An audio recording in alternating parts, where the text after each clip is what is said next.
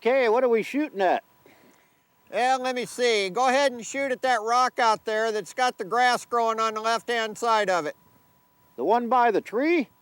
No, go to the left of the tree there. You'll see a big white rock. Come down below that. Okay, I think I got it.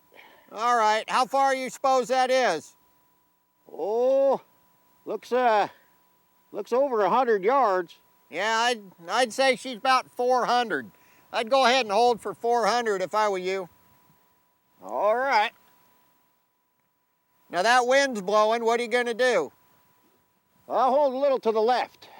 All right, I'm supposing that wind looks pretty steady. I'd go ahead and fire about now if I was you.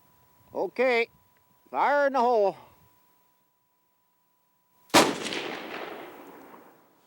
Did I hit it? Oh, I'm sorry. I was looking at a squirrel over there on the right. You better send another one. Well, get your act together. We're running out of ammo. I'm sorry. Let's do her again. All right, that shooter-spotter dialogue was just wrought with errors. What a disaster. The shooter and spotter were not on the same page. They had a hard time finding the target. Once they did, it was just continually bickering back and forth. When it was time to fire, the spotter was looking at a squirrel. Terrible mistakes that we don't need to make in the field.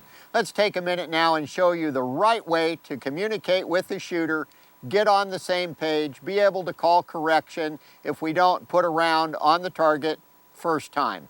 Let's go. Our last scene was really a disaster, so let's take a look at the proper shooter-spotter communication, finding a target, both getting on the same page for efficiency in the field. When it comes to locating the target, we want to find an easy-to-spot landmark on the hillside. As an example, the large oak tree. Shooter confirms, large oak tree. We're going to come down at 7 o'clock to the large white rock. Both people are on that. Come down at 6 o'clock to the small brown rock with the tuft of grass on the left-hand side.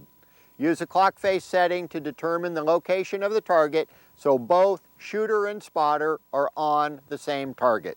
We don't want to shoot the doe, we don't want to shoot the hostage by being on the wrong target. Next, we need to determine range to the target. We don't look out and give it a Mark 1 eyeball guess.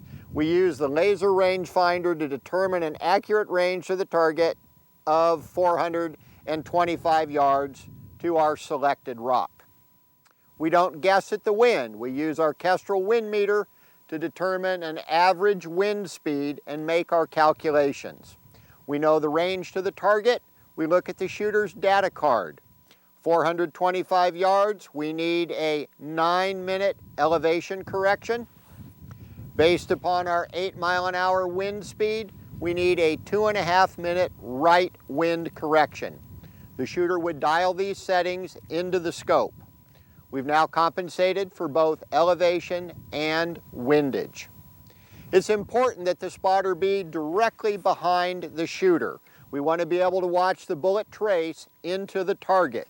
Don't be set to the left or the right because you're going to get a skewed point of impact and it's going to be more difficult to call correction should the shooter miss with the first round. Once we've determined range to the target and we've dialed the correction, we keep our commands to a minimum. The shooter will respond, shooter ready, meaning he is on the target and ready to fire. Spotter communicates, spotter ready. Both people have visual on the target. The spotter is watching the wind, waiting for the right time. When the wind starts to come up to the agreed upon correction, his command is stand by, allowing the shooter to know, okay, I'm almost ready to fire, get my breathing cycle down, get ready for a rapid exhale to natural respiratory pause and a quick, smooth compression of the trigger during that time. It needs to happen pretty quick when I say fire. We don't need a long delay there, otherwise the wind may change, which will affect the shot. So let's go ahead and go live now and show you the proper sequence.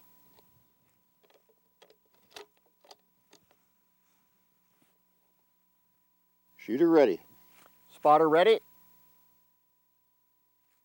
Stand by. Fire.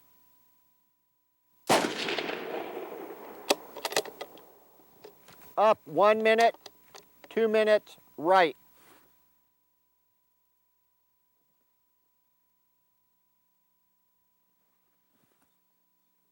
Shooter ready. Spotter ready. Stand by. Fire. Hit. Well done. You can see how we worked efficiently as a team. We called correction based upon the first shot impact. Rick dialed the correction in both windage and elevation. We made a successful second round hit on the target. That's the proper technique. Rick kept his head on the gun, smooth cycling of the bolt, back on the target, not a lot of unnecessary chatter. That is your shooter spotter communication tip. I'm Darrell Holland with Holland's Long Range Shooting School.